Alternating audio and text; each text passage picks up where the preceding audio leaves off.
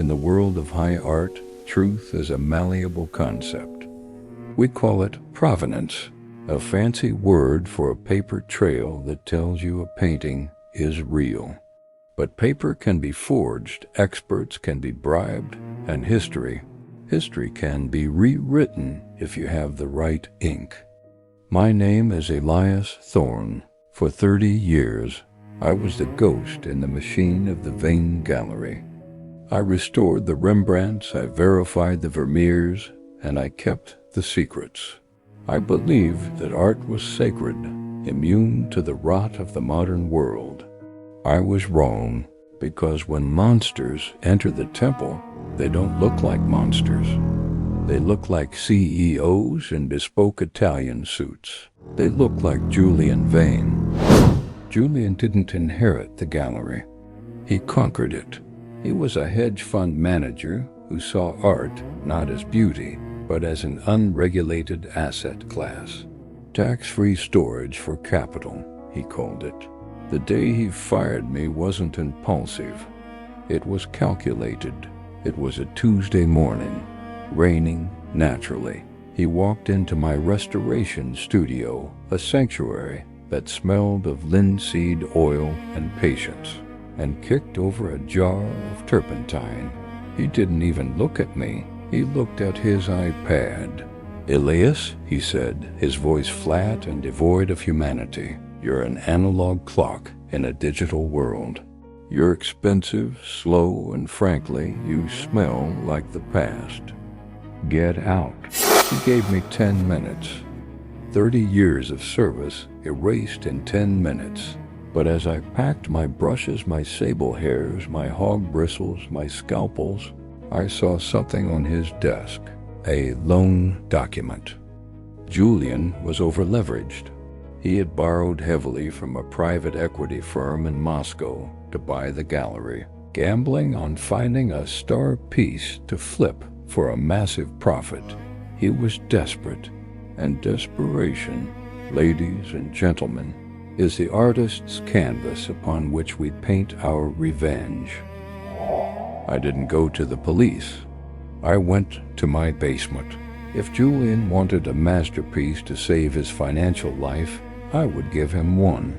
But creating a forgery, a true phantom, isn't about painting well. It's about chemistry. It's about time travel. First, the support. I didn't buy a new canvas. I went to a flea market and bought a worthless 17th century landscape painting for $500. Why? Because the wood and the canvas fibers were already 300 years old. Carbon dating would confirm it instantly. Then, the palimpsest. I carefully scraped away the bad landscape, leaving just enough of the original primer. Now the paint. You cannot buy 17th century paint in a tube. You have to make it. I ground lapis lazuli for the blues, just as Vermeer did. I used lead tin yellow, a pigment toxic enough to kill you if inhaled, which hasn't been used in mass production since 1750. I mixed them with hand-pressed walnut oil. I painted for 40 days and 40 nights. I painted a lost sketch of Judith beheading Holofernes, violent, visceral, a painting that screamed of genius, but the final touch, the aging. A new painting looks new. To fool the eye, you need crockler, the spiderweb cracks that form over centuries. I didn't wait centuries. I baked the painting at 100 degrees, then froze it, then rolled it over a cylinder. Snap, snap, the surface shattered beautifully, mimicking 300 years of expansion and contraction. It was perfect. A lie so beautiful, it looked truer than the truth. The plant was simple. I still had my keys. I slipped into the gallery archives at 3 a.m. and slid my creation behind a stack of dusty frames, accompanied by a forged letter from the gallery's founder dated 1920, referencing a hidden masterpiece. I knew Julian. I knew he wouldn't hire an independent auditor like the Louvre would. He was too arrogant and too cheap. When he found it, he didn't see art. He saw a lifeline. He saw the Russian debt disappearing. He saw a yacht in Monaco. He brought in his own expert, a man named Dr. Sterling, who was known less for his scholarship and more for his willingness to authenticate anything for a 5% commission. Sterling looked at the canvas age. Check. The pigments under a loop? Check. The style? Undeniable. The hype machine began.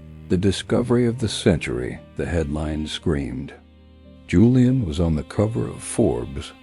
The starting bid was set at $20 million. He was already spending the money. He mortgaged the gallery, his penthouse, even his car to pay for the marketing and the insurance premiums, believing the payout would cover it all 10 times over. He was betting the house on a hand I had dealt him. The auction night at Sotheby's, the room smelled of expensive perfume and nervous sweat. The bidding was ferocious. $25 million, $30 million.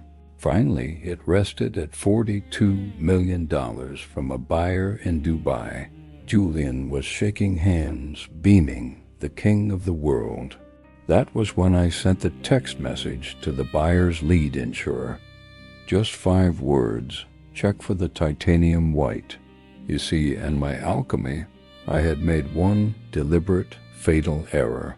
In the highlight of Judith's eye, a white dot, no bigger than a pinhead. I didn't use lead white, the standard for the 1600s. I used titanium white, a pigment invented in 1921. It is chemically identical to the naked eye, but under UV fluorescence, lead white glows warm and yellow. Titanium white, it turns pitch black. The insurer stopped the sale before the gavel hit the wood. He walked onto the stage with a handheld UV light. The room went silent. He shined the light on the painting. And there, in the center of the masterpiece, Judith's eye went dead black. A hole in history, a mark of the modern. The gasp in the room sucked the air out of Julian's lungs. The fraud was absolute. It wasn't just a fake. It was a humiliation. The collapse was faster than the speed of sound. The sale was voided. The insurance policies were nullified due to gross negligence. The Russian investors, they don't sue. They collect. Julian liquidated everything within 48 hours to stay alive. The penthouse, the cars, the stocks. And the gallery? The bank foreclosed on it by Friday.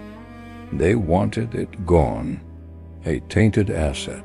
I bought it this morning at a foreclosure auction for pennies on the dollar, using the consulting fees I've earned over 30 years, saving for a rainy day. And it certainly was raining. I walked in today. The space is quiet again. The pretender is gone. I placed my old brushes back on the table. Some say revenge is a dish best served cold. I disagree. Revenge is an art form. It requires composition, patience, and the perfect tiny flaw to bring the whole structure down. Julian Vane wanted a legacy. I gave him one. He will forever be known as the man who sold his life for a 17th century lie painted with a 21st century mistake. My name is Elias Thorne. The gallery is open, and the ledger is finally balanced.